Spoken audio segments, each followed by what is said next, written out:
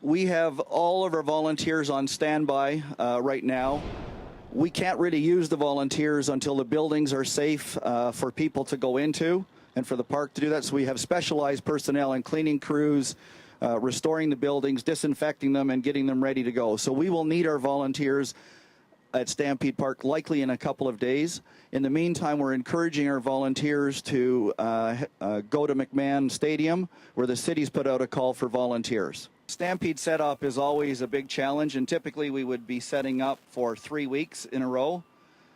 We've lost about 10 of those days, so it'll just take everybody working together. We'll have more support from all of the community people who can help us support, and we'll be going 24 hours a day as opposed to 16 hours a day. So just the same amount of effort, but in a much shorter period of time. There was a corner that was flooded out at the southeast corner of the track, and part of the west side of the track was impaired. We've got a team of people in working on that. They're repairing the clay base and putting it on, and we expect that we'll have that track in as good a shape as we've ever had it.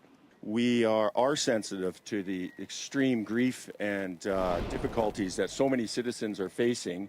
And again, within our own family, we have a number that have suffered through this terrible act of nature.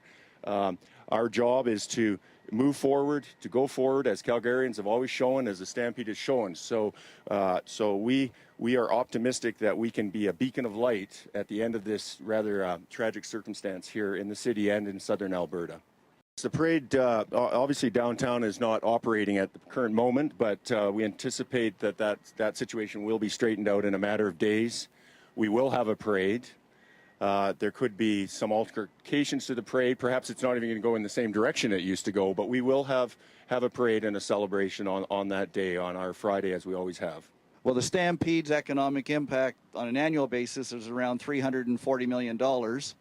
And, you know, one of the motivating factors in terms of putting on a Stampede is there are a lot of hotels that count on the Stampede to go. There's a lot of people in the hospitality industry that count on the Stampede. There's airlines that are bringing in people. So, again, we're thinking that the Stampede's piece of that will be to deliver the Stampede, and we know that the hotels and the other tourism infrastructure will all be there ready to support a great celebration for those coming from out of town and from those who need to take a break from having to pump water out of their houses.